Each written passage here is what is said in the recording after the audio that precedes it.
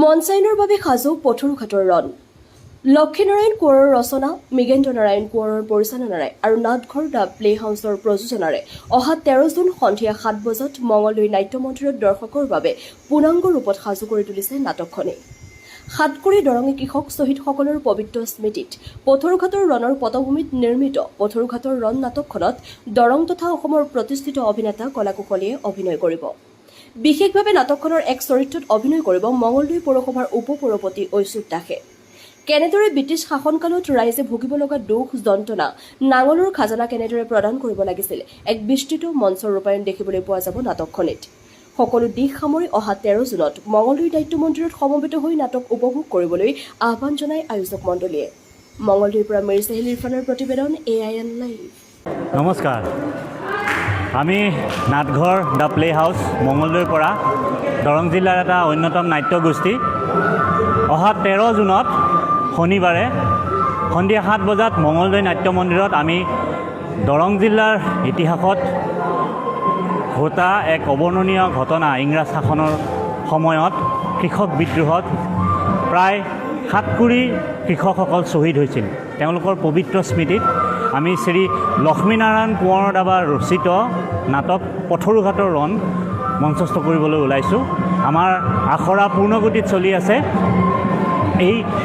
এই যি 7 কোটি কৃষক, দৰঙৰ যি এটা ইম'শ্যন, দৰঙৰ যি আৱেগ, সেই আৱেগটো পথৰুঘাটত কেৱল এক নামেই নহয়, পথৰুঘাটৰ যিটো এটা আৱেগ সেইটো দৰঙৰ ৰাইজে জানে, কিন্তু অসমৰ গোটেই ৰাইজে কাচিতহে এই বিষয়ে কিজানি জানে। গতিকে আমি এই নাটকখনৰ জৰিয়তে not only Assam, north east, গোটেই সৰ্বভাৰতীয় পৰ্যায়ত আমাৰ পথৰুঘাটৰ এই শ্বহীদসকলৰ বলিদানক আমি আগুৱাই নিবলৈ চেষ্টা কৰিছোঁ আৰু তাৰ এয়া ক্ষুদ্ৰ প্ৰয়াস হিচাপে আমি আৰম্ভণি কৰিছোঁ অহা শনিবাৰে।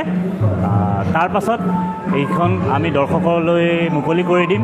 দৰ্শকে নিজে ডিচিশ্যন ল'ব নাটকখন চাই যে ক'ত কি ভুল আৰু কেনেকৈ কি শুধৰাব পাৰি আৰু ৰিচাৰ্চ কাম কৰি কেনেকৈ আগবঢ়াই নিব পাৰি নাটকখন, আৰু ৰাষ্ট্ৰীয় পৰ্যায়ত ক'ত কেনেকৈ নাটকখনক এক সংবেদনশীলভাৱে আমি উপস্থাপন কৰিব পাৰোঁ, তাৰ বাবে আমি ৰাইজৰ আগত কৰজোৰে মিনতি কৰিছোঁ তেওঁলোকে আমাক আশীৰ্বাদৰ লগতে উপদেশ দিয়ক আৰু আমি যাতে এই নাটকখন লৈ বিভিন্ন জেগাত আমাৰ দৰঙৰ যিটো আৱেগ, যিটো অনুভূতি, যিটো কৃষকৰ বলিদান, তাক আমি আগুৱাই নিব পাৰোঁ ৰাষ্ট্ৰীয় পৰ্যায়ত।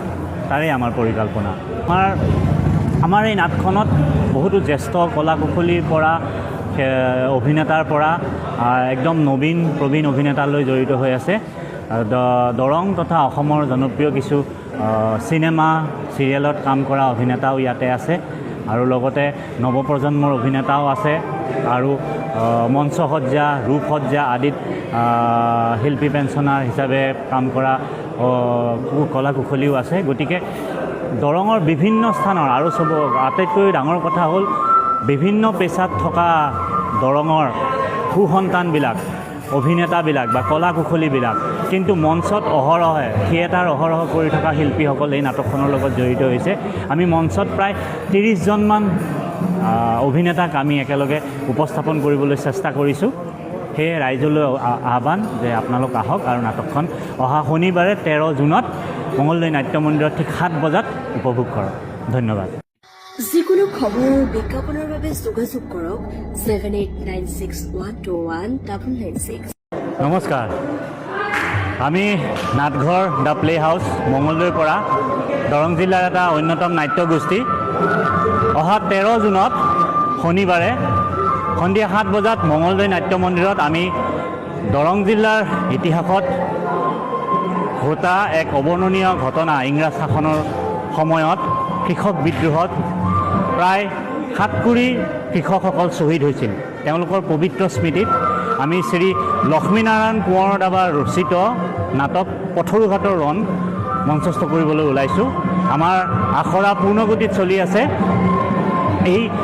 এই যি 7 কোটি কৃষক, দৰঙৰ যি এটা ইম'শ্যন, দৰঙৰ যি আৱেগ, সেই আৱেগটো পথৰুঘাটত কেৱল এক নামেই নহয়, পথৰুঘাটৰ যিটো এটা আৱেগ সেইটো দৰঙৰ ৰাইজে জানে, কিন্তু অসমৰ গোটেই ৰাইজে কাচিতহে এই বিষয়ে কিজানি জানে। গতিকে আমি এই নাটকখনৰ জৰিয়তে not only Assam north east গোটেই সৰ্বভাৰতীয় পৰ্যায়ত আমাৰ পথৰুঘাটৰ এই শ্বহীদসকলৰ বলিদানক আমি আগুৱাই নিবলৈ চেষ্টা কৰিছোঁ আৰু তাৰ এয়া ক্ষুদ্ৰ প্ৰয়াস হিচাপে আমি আৰম্ভণি কৰিছোঁ অহা শনিবাৰে।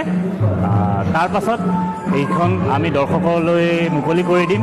দৰ্শকে নিজে ডিচিশ্যন ল'ব নাটকখন চাই যে ক'ত কি ভুল আৰু কেনেকৈ কি শুধৰাব পাৰি আৰু ৰিচাৰ্চ কাম কৰি কেনেকৈ আগবঢ়াই নিব পাৰি নাটকখন আৰু ৰাষ্ট্ৰীয় পৰ্যায়ত ক'ত ক'ত কেনেকৈ নাটকখনক এক সংবেদনশীলভাৱে আমি উপস্থাপন কৰিব পাৰোঁ তাৰ বাবে আমি ৰাইজৰ আগত কৰজোৰে মিনতি কৰিছোঁ তেওঁলোকে আমাক আশীৰ্বাদৰ লগতে উপদেশ দিয়ক আৰু আমি যাতে এই নাটকখন লৈ বিভিন্ন জেগাত আমাৰ দৰঙৰ যিটো আৱেগ যিটো অনুভূতি যিটো কৃষকৰ বলিদান তাক আমি আগুৱাই নিব পাৰোঁ ৰাষ্ট্ৰীয় পৰ্যায়ত তাৰেই আমাৰ পৰিকল্পনা।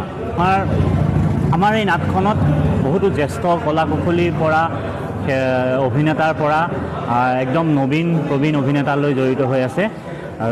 দৰং তথা অসমৰ জনপ্ৰিয় কিছু চিনেমা চিৰিয়েলত কাম কৰা অভিনেতাও ইয়াতে আছে আৰু লগতে নৱপ্ৰজন্মৰ অভিনেতাও আছে আৰু মঞ্চসজ্জা ৰূপসজ্জা আদিত শিল্পী পেঞ্চনাৰ হিচাপে কাম কৰা কলা কুশলীও আছে। গতিকে দৰঙৰ বিভিন্ন স্থানৰ আৰু আটাইতকৈ ডাঙৰ কথা হ'ল বিভিন্ন পেছাত থকা দৰঙৰ সুসন্তানবিলাক অভিনেতাবিলাক বা কলা কুশলীবিলাক কিন্তু মঞ্চত অহৰহে থিয়েটাৰ অহৰহ কৰি থকা শিল্পীসকল এই নাটকখনৰ লগত জড়িত হৈছে।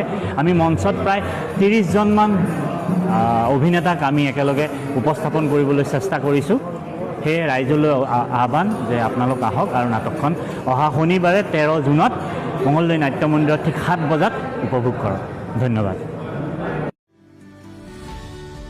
দৰঙী কৃষক বিদ্ৰোহৰ শ্বহীদসকলৰ স্মৃতিত নাট মঞ্চস্থ। দৰঙী কৃষক বিদ্ৰোহত শ্বহীদ হোৱা বীৰসকলৰ পবিত্ৰ স্মৃতিত নামঘৰ শ্ৰী প্লে হাউচৰ উদ্যোগত শ্ৰী লক্ষ্মীনাৰায়ণ কোঁৱৰ পথৰুঘাটৰ ৰণ শীৰ্ষক নাটখন মঞ্চস্থ কৰাৰ প্ৰস্তুতি সম্পূৰ্ণ কৰা হৈছে। নাটখনৰ পৰিকল্পনা আৰু পৰিচালনা কৰিছে মৃগেন্দ্ৰ নাৰায়ণ কোঁৱৰে। অহা 13 জুন 2026 শনিবাৰ সন্ধিয়া 7 বজাত মংগলদৈ নাট্য মন্দিৰত নাটখন মঞ্চস্থ কৰা হ'ব। ঐতিহাসিক পথৰুঘাট কৃষক বিদ্ৰোহৰ গৌৰৱময় ইতিহাস আৰু শ্বহীদসকলৰ ত্যাগক সজীৱ ৰূপত উপস্থাপন কৰিবলৈ এই নাট্যাভিনয় উপভোগ কৰিবলৈ আয়োজকসকলে সমূহ ৰাইজৰ উপস্থিতিৰ আন্তৰিকতাৰে কামনা কৰিছে। আমাৰ মংগলদৈৰ এটা অন্যতম নাট্যগোষ্ঠী নাটঘৰ দ্য প্লে হাউচৰ প্ৰযোজনা কৰিবলৈ লৈছে অহা 13 জুনত এই শনিবাৰে সন্ধিয়া 7 বজাত মংগলদৈ নাট্য মন্দিৰত শ্ৰী লক্ষ্মীনাৰায়ণ কোঁৱৰৰ দ্বাৰা ৰচিত নাটক আমাৰ দৰং জিলাৰ ঐতিহাসিক পথৰুঘাটৰ ৰণৰ ওপৰত আধাৰিত নাটক পথৰুঘাটৰ ৰণ। আৰু এই আজি আমি প্ৰায় এমাহ জোৰা প্ৰস্তুতিৰে এই নাটকখনৰ আখৰা মংগলদৈ নাট্য মন্দিৰত কৰি আহিছোঁ আৰু বিভিন্ন গৰম বৰষুণ এইবিলাককো নেওচি আমি আমাৰ আখৰা পূৰ্ণ দৈৰ্ঘ্যে চলাই আছোঁ আৰু ইতিমধ্যে আমাৰ আৰু শ্ব'ৰ মাত্ৰ 4 দিন বাকী আছে। এই 4 দিনত আমাৰ যি প্ৰস্তুতি এই পূৰ্ণদৈৰ্ঘ্য নাটকখন মঞ্চস্থ কৰিবলৈ আমি দেহেকেহে লাগি আছোঁ। গতিকে আমাৰ নাটঘৰৰ এই প্ৰযোজনাটোত আমাৰ মংগলদৈবাসী তথা দৰংবাসী ৰাইজক আমি আহ্বান জনাইছোঁ যাতে এই নাটকখন অহা 13 জুনত সন্ধিয়া 7 বজাত মংগলদৈ নাট্য মন্দিৰত আহি উপভোগ কৰে। আমাৰ লগত আৰু কলা কুশলীসকল আছে তেওঁলোকে আৰু এই নাটকখনত মন কৰিবলগীয়া কথা যে দৰং জিলাৰ প্ৰায় বিভিন্ন জেগাৰ পৰা অহা বিভিন্ন প্ৰফেশ্যনত থকা কলা কুশলী কিন্তু নাটক ভাল পোৱা আৰু নাটকৰ অহৰহ চৰ্চা কৰি থকা অভিনয় শিল্পীসকলে এই নাটকখনৰ লগত জড়িত হৈছে আৰু নাটকখনত অভিনয় কৰি আছে। 13 জুন শনিবাৰ, গতিকে আপোনালোকক আমন্ত্ৰণ জনালোঁ। পথৰুঘাটৰ ৰণ আমি সকলোৱে মিলিজুলি কৰিছোঁ। নাজানো কিমান দূৰ আমি সাফল্যমণ্ডিত হ'ব পাৰোঁ, তথাপিও চেষ্টা কৰিছোঁ। ইমান দিনৰ পুৰণিৰ এই কাহিনী শ্বহীদসকলৰ স্মৃতিত তেওঁলোকৰ আত্মাৰ চিৰশান্তিৰ কাৰণে আমি ভগৱানৰ ওচৰত প্ৰাৰ্থনা জনাইছোঁ আৰু আমি অভিনয়ৰ মাজেৰে তেওঁলোকক আকৌ জীয়াই তোলাৰ এটা প্ৰয়াস কৰিছোঁ। গতিকে আপোনালোকো আহক, আমাৰ লগত সহযোগ কৰক, আমাক উৎসাহিত কৰক। তাৰ কাৰণে আপোনালোকক এই পথৰুঘাটৰ ৰুণ নাটকখন চাবলৈ আন্তৰিকতাৰে আমন্ত্ৰণ জনাইছোঁ। ধন্যবাদ। নিশ্চয় এতিয়াৰ যিটো জেনেৰেশ্যন, এই প্ৰজন্মই বহুত কথাই আগৰ কথাবিলাক নাজানে। গতিকে আমি নাট্যকৰ্মীসকলে এনেকুৱা প্ৰচেষ্টা আমি হাতত লৈছোঁ যাতে আমি নিউ জেনেৰেশ্যন, আজিৰ প্ৰজন্মক আমি সেই পুৰণি সেই বস্তুবিলাক জনাব পাৰোঁ। সেইটোৱে আমাৰ মূল উদ্দেশ্য। সেইকাৰণে আমি এই আমাৰ ইতিহাসটো, যি গৌৰৱোজ্জ্বল ইতিহাস, তাক যাতে আমাৰ নতুন প্ৰজন্মই জানে, তাৰ কাৰণে আমি এইটো প্ৰয়াস কৰিছোঁ। আপুনি অলপ কৈ দিয়ক মনোজ দা। এগৰাকী বলিষ্ঠ ডাইৰেক্টৰৰ লগত এটা টিম, অতি কমেও 25জনীয়া এটা টিমে মঞ্চত অভিনয় কৰিছে।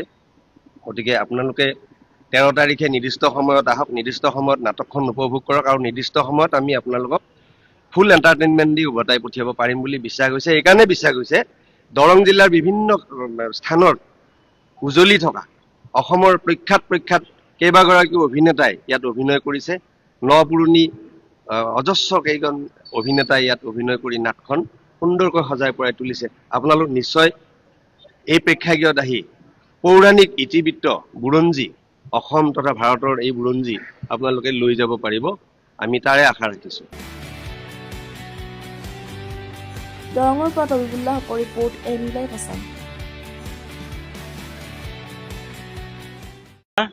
আমাৰ মঙলদৈৰ এটা অন্যতম নাট্যগোষ্ঠী নাটঘৰ দ্য প্লে হাউচৰ প্ৰযোজনা কৰিবলৈ লৈছে অহা 13 জুনত, এই শনিবাৰে সন্ধিয়া 7 বজাত মঙলদৈ নাট্য মন্দিৰত শ্ৰী লক্ষ্মীনাৰায়ণ কোঁৱৰৰ দ্বাৰা ৰচিত নাটক, আমাৰ দৰং জিলাৰ ঐতিহাসিক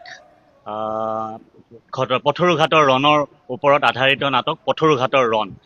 আৰু এই আজি আমি প্ৰায় এমাহ জোৰা প্ৰস্তুতিৰে এই নাটকখনৰ আখৰা মঙলদৈ নাট্য মন্দিৰত কৰি আহিছোঁ। আৰু বিভিন্ন গৰম বৰষুণ এইবিলাককো নেওচি আমি আমাৰ আখৰা পূৰ্ণ দৈৰ্ঘ্যে চলাই আছোঁ। আৰু ইতিমধ্যে আমাৰ আৰু শ্ব'ৰ মাত্ৰ 4 দিন বাকী আছে।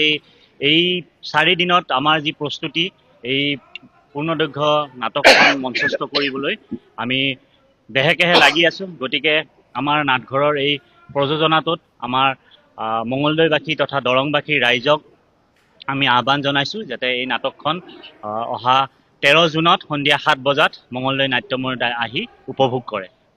আমাৰ লগত আৰু কলা কুশলীসকল আছে, তেওঁলোকে আৰু এই নাটকখনত মন কৰিবলগীয়া কথা যে দৰং জিলাৰ প্ৰায় বিভিন্ন জেগাৰ পৰা অহা বিভিন্ন প্ৰফেশ্যনত থকা কলা কুশলী, কিন্তু নাটক ভাল পোৱা আৰু নাটকৰ অহৰহ চৰ্চা কৰি থকা অভিনয় শিল্পীসকলে এই নাটকখনৰ লগত জড়িত হৈছে আৰু নাটকখনত অভিনয় কৰি আছে। 13 জুনত আমাৰ নাট্য মন্দিৰত আমাৰ ডাইৰেক্টৰ মৃগেন্দ্ৰ নাৰায়ণ কোঁৱৰে কোৱাৰ দৰে পথৰুঘাটৰ ৰণখন আমি কৰিব আগবাঢ়ি আহিছোঁ। আপোনালোক আহক 13 জুনত নাট্য মন্দিৰলৈ আহি আমাক উৎসাহিত কৰক, আৰু আমি যাতে এখন ভাল নাটক আপোনালোকক উপহাৰ দিব পাৰোঁ তাৰে চেষ্টা কৰি আছোঁ।